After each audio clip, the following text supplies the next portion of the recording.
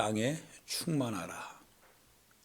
성경을 처음에 펴고 그래서 1년 동안 이제 성경을 일도하기 위하여서 우리가 펼쳐서 읽는 그 창세기 1장 그 부분에 보면 하나님께서 선언하는 것이고, 그리고 우리가 읽어 나가는, 그리고 우리의 삶에서 신앙생활하면서 항상 근본이 되고, 그리고 근거가 되며 기초요 원리가 되는, 신앙의 원리가 되는, 그래서 늘 무엇인가를 말할 때마다 이것이 진리다라고 할 때마다 그 진리가 되어지고 있는 그 하나님의 성경의 말씀, 그 말씀 첫 장을 보면 하나님께서 세상을 창조하시는데 생육하고 번성하여 땅에 충만하라. 그것을 하나님께서 결정하셨다라고 하는 사실입니다. 이 하나님께서 선언하신 이 복의 그 결정문, 피조세계에 대하여서 하나님께서 결코 너희들끼리 서로 싸우고 다투고 좌절하고 낭망하고 분열되고 불안해하고 염려되고 의심하여서 끊임없이 고민하고, 주님이 그렇게 세상 피조물을 만들지 않으셨다라고 하는 거예요. 다만 주께서는 항상 늘 뭔가 꿈틀꿈틀대고 살아있고, 살아있는 것은 또 살아있는 것을 또 계속 재생산해 나가고, 열매를 맺고 하늘을 나는 새가 울고, 그리고 물속에는 많은 생물들이 살게 되고, 땅 위에는 많은 열매 맺는, 그리고 동식물들이 함께 어우러지는, 그래서 생육하고 번성하여 땅에 충만하게 되는 이러한 일들, 주님이 그것을 세상의 원리 질서로 삼아 주셨습니다. 사람은 뭐라고 할 수 없습니다.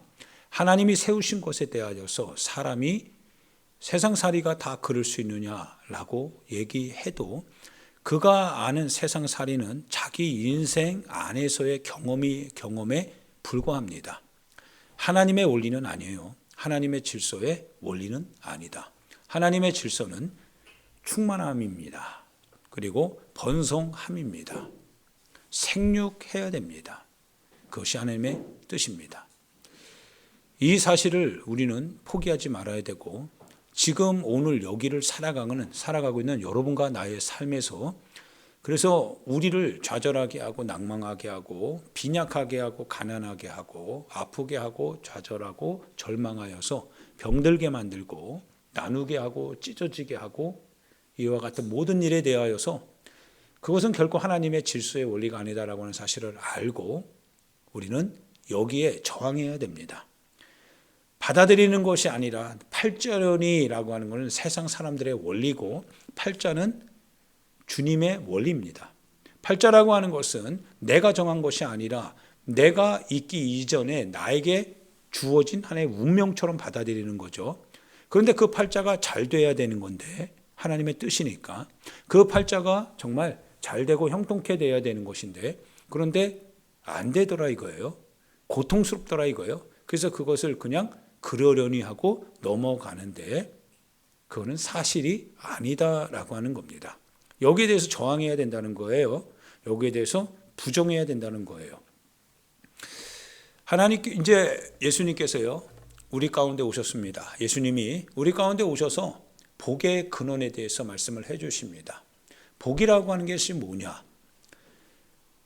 사람들이요, 산에 많이 모였습니다. 그래서 주님이 산 위에 올라가셔서 말씀하기 시작합니다. 아마 거칠 것이 없었기 때문에 그 목소리는 아마 굉장히 멀리까지 나아갔을 거예요. 조용한 가운데서 외쳐지는 그 목소리. 주님이 말씀을 하시죠. 팔복에 대해서 말씀하시기 시작합니다. 심령이 가난한 자가 복이 있다. 천국이 그들의 것입니다. 천국, 주님이 말씀하셨던 전제는 천국이었습니다. 하나님의 나라가 반드시 와야 된다라고 하는 것이고, 하나님의 나라가 있다라고 하는 것이고, 이 땅이 원래 하나님의 원칙을 따라 질서에 따라 가고 있었다고 한다면, 변하지 않았다고 한다면, 왜곡되지 않았다면, 부패되지 않았다면, 특별히 그 부패되게 하는 그 원인이 인간, 하나님의 형상이었기 때문에 그 하나님의 형상으로서의 인간이 이 땅을 부패시키지만 않았다면 아마 이 천국이라고 하는 이 단어 자체가 이미 여기가 천국이니까 의미가 없었을 것 같습니다. 그런데 주님은 우리에게 오셔서 하시는 말씀이 천국이 너희들의 것이다 라고 말씀을 하십니다. 천국이 우리들의 것이기 때문에 복이 있다라고 하는 거예요. 천국이 우리들의 것이기 때문에 복이 있다. 사랑하는 여러분, 하나 질문을 할 수밖에 없습니다. 천국이 있습니까? 천국이 있습니까? 천국이 있느냐? 천국이 있다는 것은 동시에 지옥이 있다라고 하는 것에 대한 인정이죠. 천국과 지옥이 분명히 있습니까? 라고 하는 그 전제 하에 예수님은 이 말씀을 해나가시기 시작합니다. 천국이 있다. 천국이 있다. 그래서 심령이 가난한 자가 참 복이 있다. 왜냐하면 천국이 너희들의 것이니까. 너희들을 위하여서 하나님의 나라가 임하게 된다라고 하는 사실입니다. 천국이 없다면 우리는 마음대로 살 겁니다. 이 우리의 인생의 이후의 시간이 없다면 우리는 70년, 80년의 인생 속에서 참 비참하게 살고 싶지 않습니다. 가난하게 살고 싶지 않고요. 그리고 치졸하게 살고 싶지 않고 바둥바둥대면서 살고 싶지 않습니다. 누구에게 매이고 누구에게 양보하고 누구보다 못하는 중에서도 희생해야 되고 섬기고 이거 하고 싶지 않습니다. 어차피 다음 생애가 없이 우리는 몸으로 사는 것이 우리에게 국한된, 제한된 한계라고 한다면 이 몸 살아가는 동안에 잘 먹고 잘 입고 잘 살아야 되겠죠. 그래도 끝나는 겁니다. 그래도 그냥 사라지고 마는 거겠죠. 참 부질없지요. 그런데 우리는 믿습니다. 그리고 우리는 한계 너머에 하나님의 약속이 우리 가운데 주어졌음을 우리는 인정합니다. 우리의 인생이 50이 되든 60이 되든 70이 되든 80이 되든 90이 되든 조금 더 살아서 100세가 넘어가든 그러나 결국은 다 죽고 말겠죠. 그러나 죽음 이후에 우리의 삶이 분명하게 존재한다라고 하는 것을 주님이 우리에게 알려주셨기 때문에 그 이후의 생애에 대한 확신을 가지고 오늘을 살아가는 겁니다. 오늘을 다음 생애, 즉 하나님의 나라, 하나님의 시간, 하나님의 역사, 하나님의 나라, 그 나라가 우리 가운데 있다라고 하는 것과 그 나라 안에서 여러분과 내가 다시 새로워질 수 있다라고 하는 그 새로워질 수 있는 이 부활의 영광, 부활의 새로운 몸, 그것이 있다라고 하는 것을 알기 때문에 우리는 오늘을 신앙 안에서 살아갈 수 있는 겁니다. 그것이 없다면 아마 오늘 우리는 마음대로 살게 될 겁니다. 다음 생애가 없는데 무슨 의미가 있겠느냐라고 하면서 정말 짐승처럼 먹고 마시고 즐기다가 그대로 죽고 죽을 때 또 절망 가운데 죽게 되는 것이고 죽지 않으려고 또 발버둥 치게 되겠죠. 그러나 그래도 결국 죽게 되겠죠. 육체는 흙으로 왔으니까요. 그러나 우리가 그렇게 하지 않는 것은 다음 생애가 있기 때문에 그렇습니다. 하나님의 시간이 있다는 거예요. 예수님께서 십자가에 죽으셨습니다. 성경은 그 얘기를 하고 계십니다. 구약으로부터 신약에 이르기까지 구약은 예수님이 이 땅 가운데 오셔서 그분 안에서 어떻게 하나님께서 이 땅을 구원하실 것인가에 대한 하나의 예고편과 같다고 한다면 이제 본격적인 그와 같은 역사의 구속의 현장의 그와 같은 실제는 예수 그리스도로부터 나타나게 됩니다.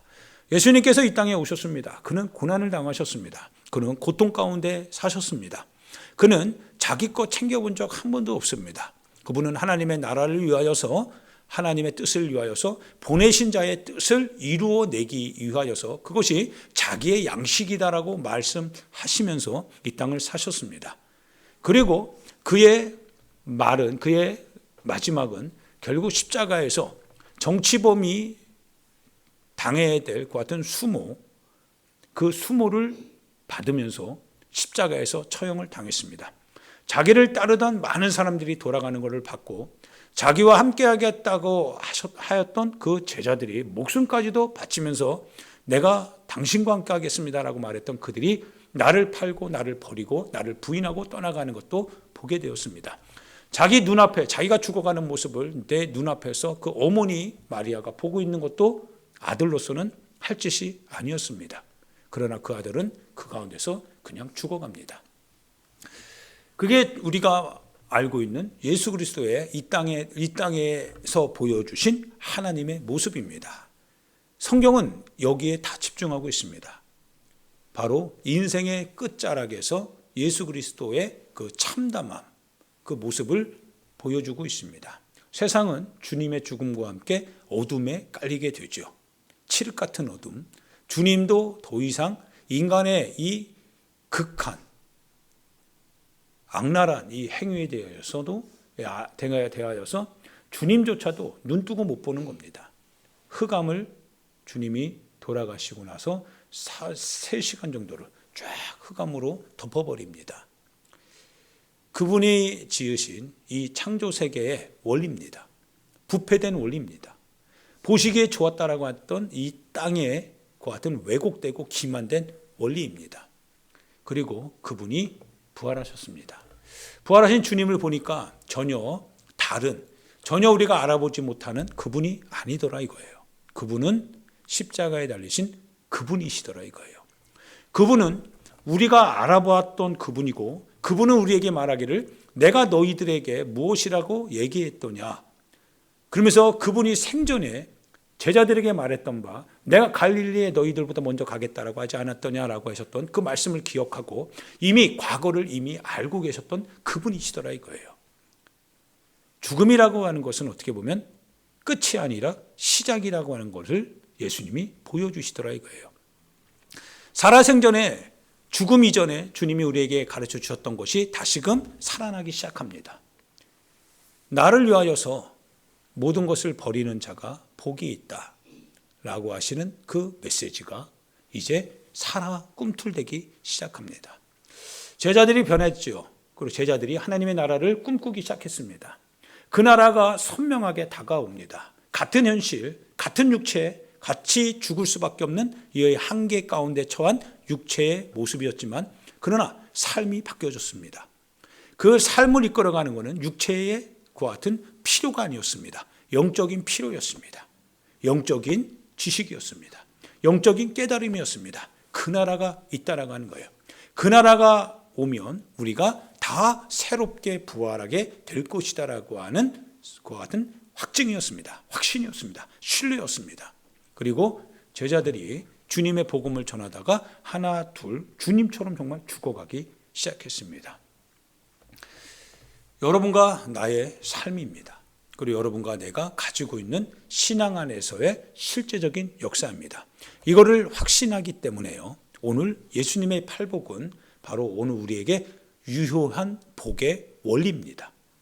이 팔복은 예수님이 우리 가운데에서 다가올 하나님의 나라, 그 나라가 반드시 이제 있게 될 것이다라고 하는 것을 전제로 두고 하셨던 얘기이기 때문에 여러분과 내가 천국과 지옥이 있다라는 것을 안 믿는다면 의미가 없겠지만 내가 그 하나님의 나라, 다음 생에 있게 될 하나님의 역사, 그리고 우리가 다시 부활하여서 이와 같은 똑같은 소나무교회 성도의 모습으로 함께 같이 알아볼 수 있다라고 하는 것에 대하여서 우리는 그것을 믿기 때문에 오늘을 주님의 말씀에 의거하여 이와 같은 복의 사람이 되어야 된다라고 우리는 책임을 갖게 됩니다.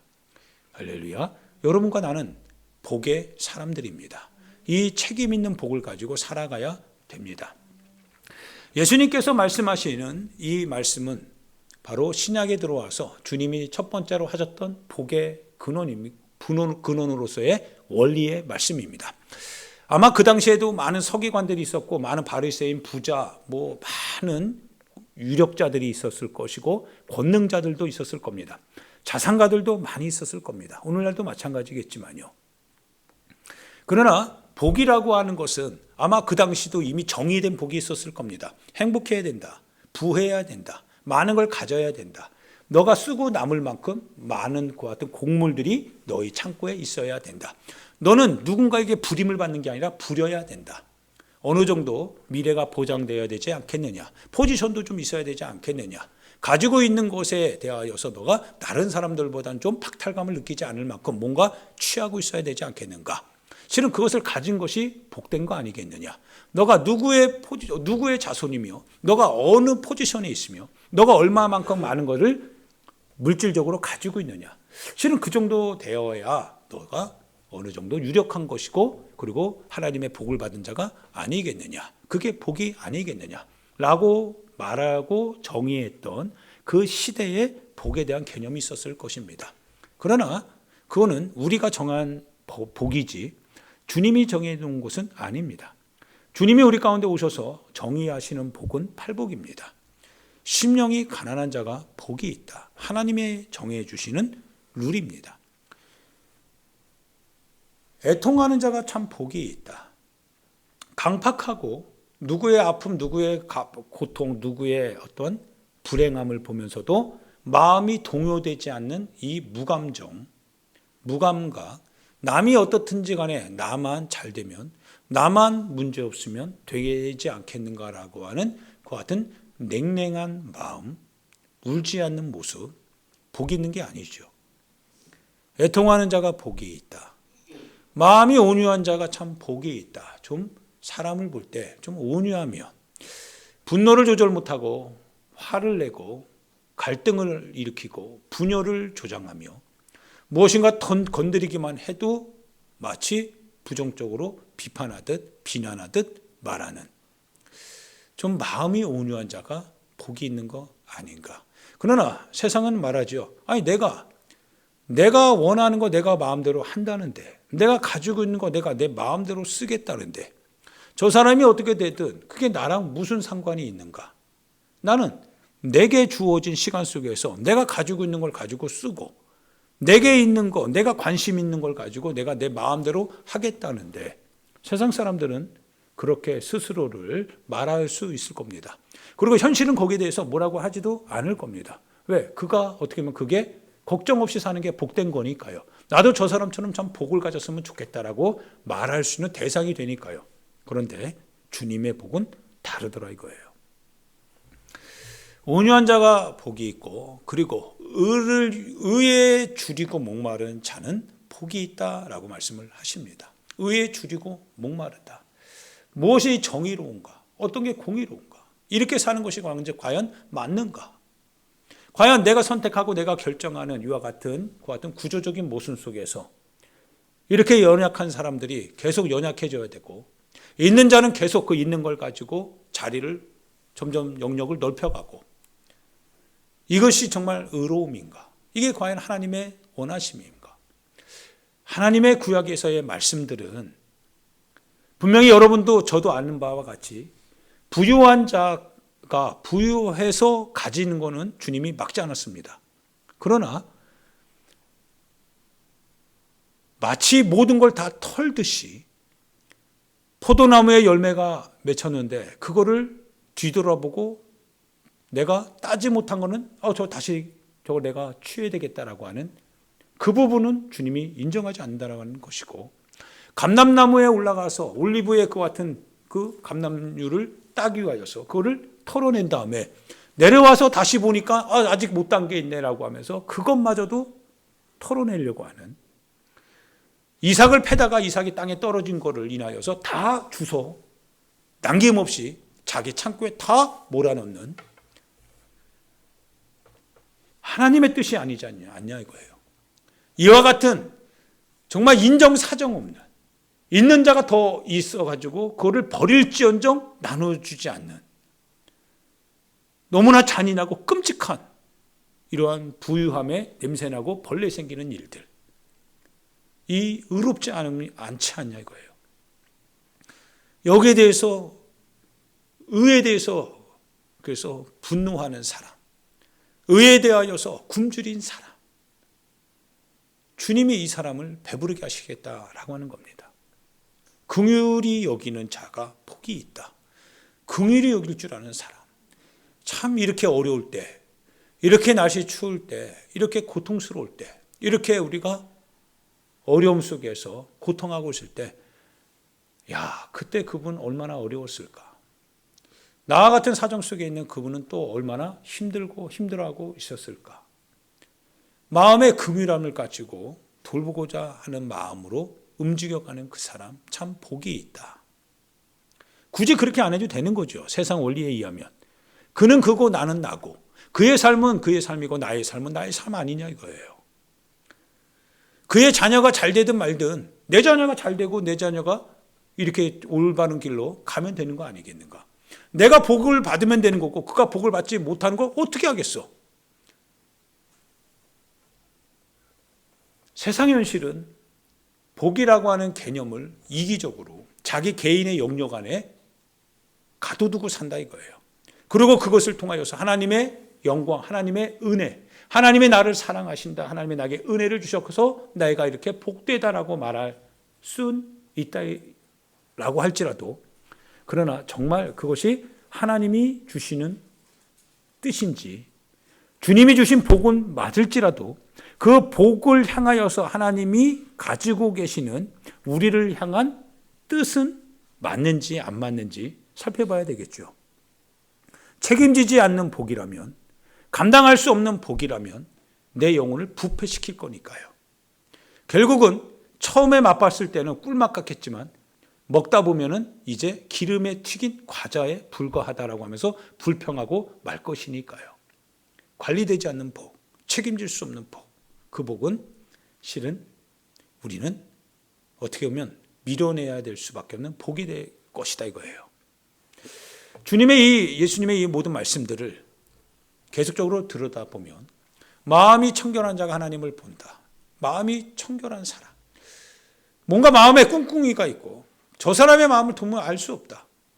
저 사람의 마음은 무슨 생각을 하고 있는지 웃는 듯 그러나 속에는 비웃는 것 같고 함께 울어주는 듯 그러나 고소하게 생각하는 것 같고 뭔가 저 사람의 마음에는 계산이 있고 꿍꿍이가 있고 뭔가 뒷주머니에 항상 뭔가 감추고 있는 뭔가가 있는 것 같고 불안한 거죠. 그가 주님 앞에 나온다고 한들 그는 자기를 의지하지 하나님 앞에 의지할 만한 것은 없을 것이다 이거예요. 주님을 볼 수가 없겠죠. 그러나 마음이 청결한 사람입니다. 마음이 깨끗한 사람이에요. 두 마음이 아니에요. 하나의 마음. 그래서 저 사람을 보면 그 마음이 보여요. 저 사람을 보면 참 저 사람을 통해서 내 마음이 부끄러워지게 되는, 마음이 청결한 자가 하나님을 보는 거죠. 화평하게 하는 자 복이 있는 거죠. 하나님의 아들이라 칭함을 받으니까요. 의를 위하여 박해를 받는 자가 복이 있는 거죠. 왜냐하면 천국이 그들의 것이라니까요. 그러면서 주님이 말씀을 하십니다.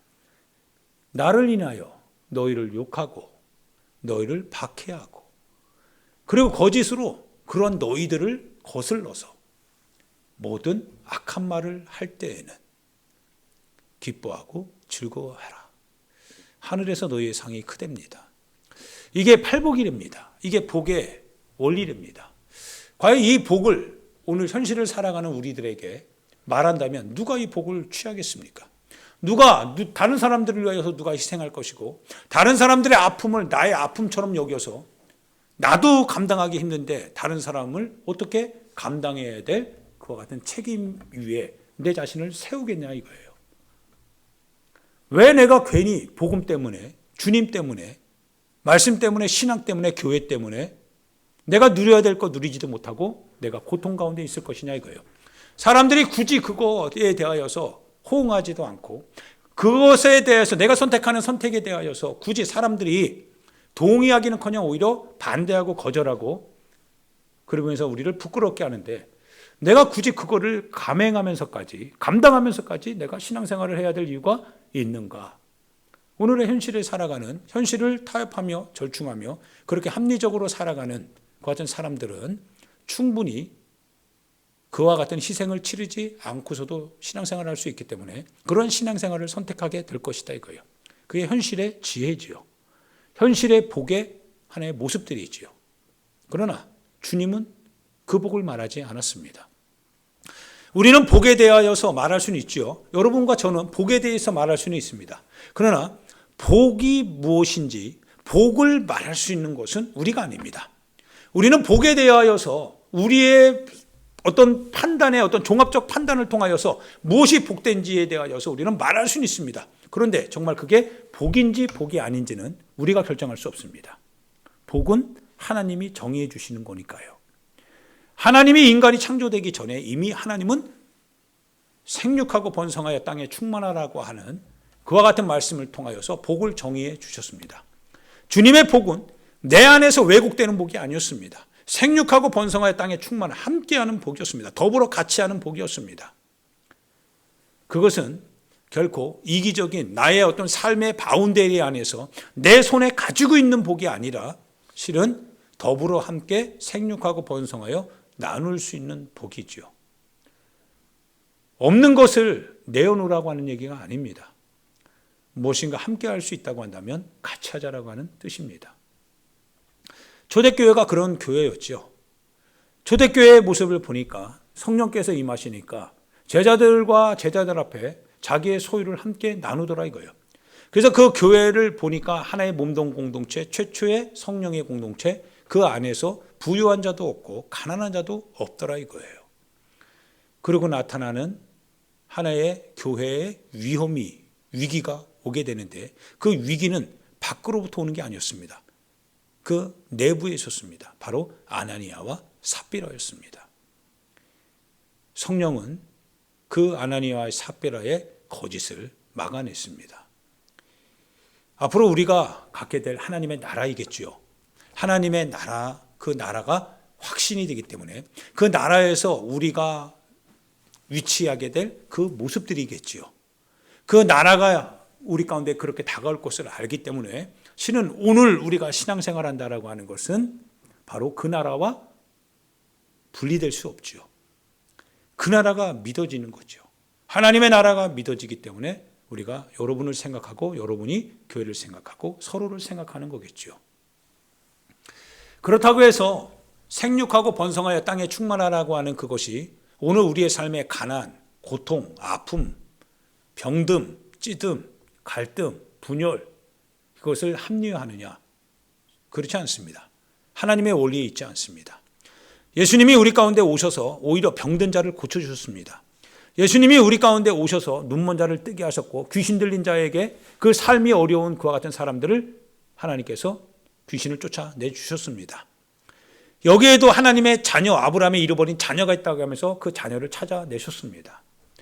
그것이 하나님의 뜻이라면 바로 오늘 우리의 삶에서 일어나는 많은 여러 가지 부정적인 것들은 결코 주님의 뜻이 아닙니다.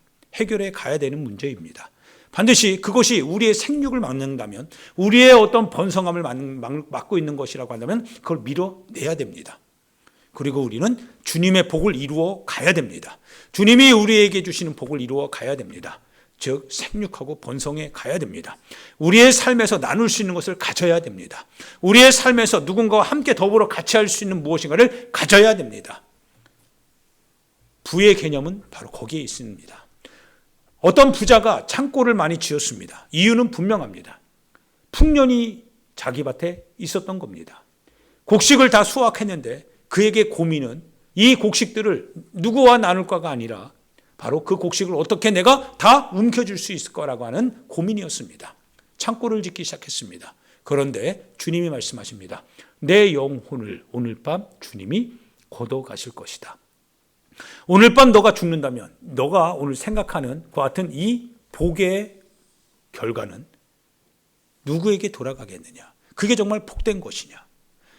네가 오늘 그렇게 너의 어떤 미래에 대한 보장성이 있는 그 자산을 가졌다고 해서 그래서 야 이제 됐다. 이제 좀 잘 살 수 있겠다. 야 이제는 좀 걱정 없이 좀 살 수 있겠다라고 할 때 내 영혼이 오늘 밤 죽는다면 과연 너가 복이라고 생각하는 그게 정말 너에게 복이 되겠느냐?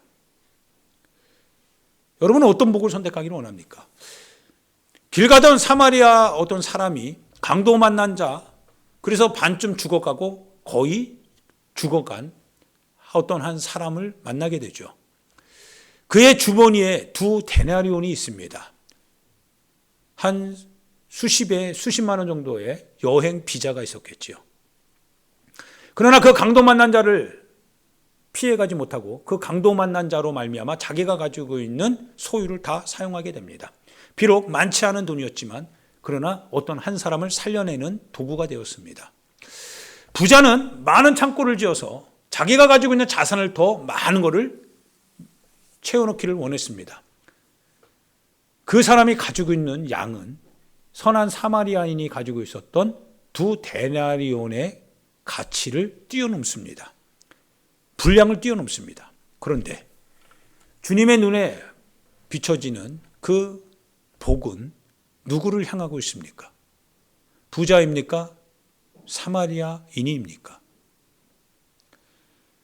우리가 가지고 있는 물질이 강도 만난 자 그 한 영혼을 살려내는데 소용되기에 아깝다면 누군가를 위하여서 내가 가지고 있는 것을 함께하지 못할 만큼 그 물질에 내 자신이 묶여 있다면 신은 우리는 복된 사람이 될 수가 없는 거죠. 생육하고 번성하여 땅에 충만하라고 하는 것은 왜곡입니다. 내 자신을 위하여서 만들어낸 거짓 상상력입니다. 함께 번성해 가는 거죠. 자기 문 밖에서 죽어가는 저 나사로, 여러분 기억하죠? 나사로는 내 문 밖에서 죽어가는데 자기는 부자입니다. 그 부가 무슨 의미가 있습니까? 내 문 밖에서 죽어가는 저 나사로 한 사람이 내 눈에서 지금 보이질 않는데 내가 지금 보이는 이 많은 것들이 과연 무슨 의미가 있겠냐 이거예요. 죽으면 결국 자기는 지옥에 가고 나사로는 천국에 가는데 지금 내가 가지고 있는 것이 저 나사로를 향하여서 지금 펼쳐질 수 없다고 한다면 내가 가지고 있는 것은 나에겐 저주밖에 안 된다 이거예요. 복의 개념이 아니죠. 나발이라고 하는 사람을 여러분 잘 아시죠? 미련한 자입니다. 나발은 자기 재산, 자기 소유가 굉장히 많았습니다. 넘치도록 많았습니다. 그런데 유랑하던 사울의 눈을 피해서 도망다니던 다윗. 근데 그 다윗이 나발의 재산을 약탈꾼들로부터 약탈당하지 않도록 보이지 않게 지켜줬거든요. 그런데 막상 다윗이 나발을 통하여서 뭔가 도움을 얻고자 할 때 다 달라는 거 아니었습니다. 내 소년들이 지금 어려움 가운데 처했으니까 조금 먹을 걸 좀 달라는 거였어요. 그런데 많은 걸 가지고 있었던 나발이 그거 하나 주지 못하더라 이거예요. 아니 주인의 밑에서 도망 나오는 놈들이 요즘 많다고 하는데 너희들 그런 놈들 아니냐 이거예요. 너희들이 도망 나와가지고 그러면서 내 걸 가지고 너의 목을 채운다고? 있을 수 없다는 거예요. 무정하고 무자비하고 긍휼함이라고 하는 건 눈꼽만큼도 없습니다. 그날 밤 나발은 죽게 되죠. 나발이 가지고 있는 그 모든 것이 무슨 복이 되겠습니까? 아무 복이 되지 않습니다. 사랑하는 여러분, 예수님이 우리에게 말씀하시는 건 그렇습니다. 우리 잘 돼야 됩니다. 여러분 잘 돼야 됩니다. 생육하고 번성하여 땅에 충만해야 됩니다. 여러분 포지션 잘 갖춰야 됩니다. 여러분 자산도 많이 갖는 것도 굉장히 중요합니다. 그러나 그것은 복의 원리는 아닙니다. 복을 위하여서 사용될 수 있도록 그것이 쓰여진다면 복이 될 겁니다. 그러나 사용될 수 없는 것이라면 바로 그거는 여러분에게 결코 복이 아닙니다. 예수님께서 말씀하셨던 이 팔복의 원리, 팔복의 원리는 바로 이 마음을 가지고 우리에게 있는 것에 대하여서 우리의 마음으로 그것을 사용하라고 하는 뜻입니다. 심령이 가난해야 되지 않겠느냐? 심령이 좀 가난해라. 좀 애통해라. 애통하는 자가 되자. 마음을 좀 온유하게 가져라. 마음을 강박하게 하지 마라. 이웃에 대해서 마음을 너무 무자비하게 하지 마라. 의에 좀 주지고 목마른 자가 좀 되어라. 의를 추구해라. 하나님의 나라를 좀 추구해라. 사람을 볼 때, 아픈 사람을 볼 때, 약탈을 당하는 그 사람들의 고통당하는 그 모습을 볼 때, 그 현장을 볼 때 강도 만난 자가 죽을 수밖에 없는데 저 레위인과 제사장들이 저 교회가 그냥 그걸 지나쳐 버리고 있을 때에 저 문 닫는 교회, 저 고통당하는 저 신자, 그들을 좀 긍휼한 마음으로 좀 살펴봐라. 마음을 좀 청결하게 가져라. 잔머리 굴리지 마라. 잔깨 부리지 마라. 마음을 좀 청결하게 해서 하나님을 보는 사람이 좀 되어라. 화평하게 하자. 화목하게 하자. 그래서 하나님의 자녀라고 하는 것을 증거하자. 의를 위하여서 좀 박해를 받으면 안 되겠냐. 나로 말미암아 신앙으로 말미암아 너희가 고통당한다 할지라도, 너희가 박해를 받는 자고 할지라도 그 신앙의 이름으로 너희가 사람들에게서 거스름을 받는다 할지라도, 그러나 감사해야 되지 않겠느냐. 기뻐하고 즐거워해라. 왜? 천국이 너희들의 것이고 천국에 있는 선지자들이 너희와 같은 박해를 받았으니까. 그 주님이 우리 가운데 오늘 우리의 삶을 살아가는 그 같은 복의 원리로서 말해주고 계시더라 이거예요. 그 복의 원리를 가지고서 우리는 잘 돼야 됩니다. 할렐루야. 여러분 잘 돼야 됩니다. 복의 원리를 놓치지 마십시오. 여러분에게 당부하고 나에게도 당부하는 것은 그렇습니다. 우리의 마음, 주님이 바라보고 계시는 우리의 마음, 이 마음 속에는 이 팔복의 원리를 항상 가지고 있어야 된다는 거예요. 세상 현실은 이거를 추구하지 않습니다. 세상은 절대 불가능합니다. 이 팔복의 말씀은 오직 천국이 있다라고 하는 것, 하나님의 나라가 우리 가운데 있다라고 하는 것을 확신하고 신뢰하는 자들에게 그 사람들에게 주어지는 힘입니다. 바로 신앙의 힘입니다. 신앙의 힘으로만 이 팔복이 가능해질 수 있는 겁니다. 이 팔복의 신앙을 가지고 그래서 우리에게 주시는 하나님의 많은 것을 함께 누릴 수 있도록, 없다면 하나님께 기도합시다. 하나님이 그걸 주실 수 있는 권리가 있으니까요. 우리는 받을 권리가 있고 주님은 주셔야 될 권리가 있으니까요.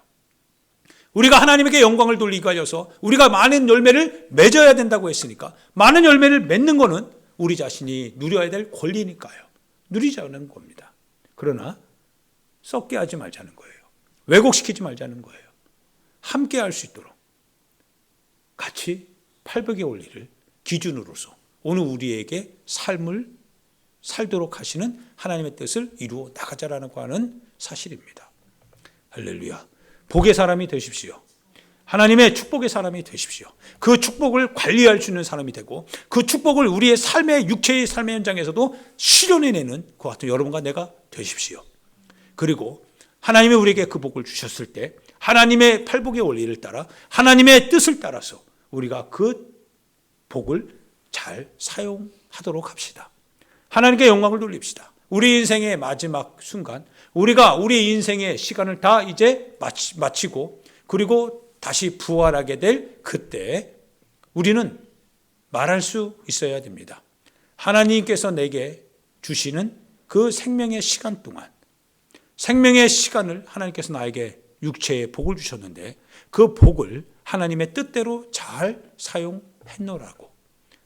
그래서 우리가 함께 주님의 나라에 가서 얼굴과 얼굴을 보게 될 때는 참으로 기쁘고 감사하고 하나님께 영광을 돌릴 수 있는 그와 같은 만남, 그와 같은 교제가 있기를 예수님의 이름으로 축원드립니다. 하나님 앞에 이 시간 우리 같이 기도하기를 원합니다. 사랑하는 여러분, 그릇입니다. 예수님께서 우리 가운데 오셔서 하셨던 말씀은 그릇이었습니다. 그것은 바로 복을 담을 수 있는 그릇입니다. 그 그릇이 없다면 복은 깨집니다. 그리고 그 복에 대하여서 주님은 이정표를 알려주셨습니다. 어떻게 그 복을 사용할 수 있는지.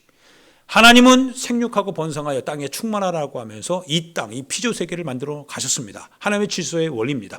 악한 자가 막습니까? 어둠의 권세가 막으려고 합니까? 왜곡시킵니까? 여러분을 불행하게 만듭니까? 그래서 그 불행을 자연스럽게 받아들이게 합니까?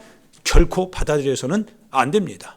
주님이 허락하지 않는다면 그건 잘못된 겁니다. 그건 왜곡된 겁니다. 그건 기만된 겁니다. 여러분을 속이는 겁니다. 밀어내셔야 됩니다. 기도하셔야 됩니다. 하나님을 찬송하셔야 됩니다. 하나님 나를 통하여서 주의 역사를 이루게 하신다면 내 삶을 번성케 해달라고 하나님이 우리 가운데 약속하셨던 그 원리 따라 내 삶이 그런 원리를 차지할 수 있는 사람이 되게 해달라고, 그래서 하나님께 영광을 돌리게 해달라고 여러분은 그 환경을 밀어내야 됩니다.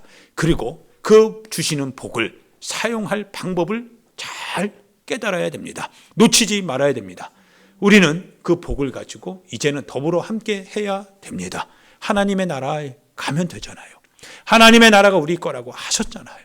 천국이 너희들의 것이니 천국을 전제로 오늘을 살면 되는 거 아니겠냐라고 하면서 그 복의 모든 내용들을 우리 함께 할 수 있다면 그것이 정말 하나님께 영광이고 우리 가운데도 감사의 모든 내용들이 될 것입니다. 우리 이를 위하여서 하나님 앞에 기도할 때 주님 복의 사람이 되게 해주시고 그 주님이